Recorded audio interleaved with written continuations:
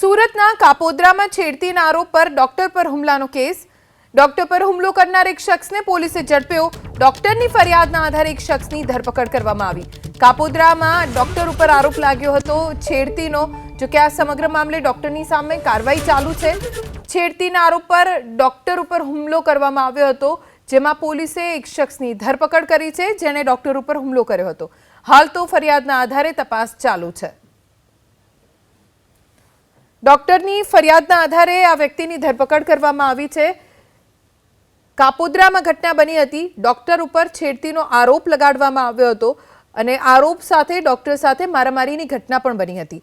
જે વ્યક્તિએ ડોક્ટર ઉપર હુમલો કર્યો તે શખ્સને પોલીસે ઝડપી લીધો છે। આ સમગ્ર મામલે ડોક્ટરે ફરિયાદ નોંધાવી હતી અને જેની સામે ફરિયાદ નોંધાવી તેની પોલીસે ધરપકડ કરીને હવે આગળની કાર્યવાહી શરૂ કરી છે।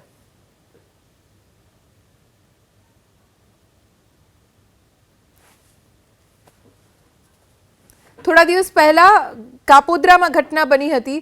ડોક્ટર્સ પર હુમલાની ઘટના વારંવાર બનતા એક તરફ ડોક્ટર્સમાં પણ રોષનો માહોલ છે।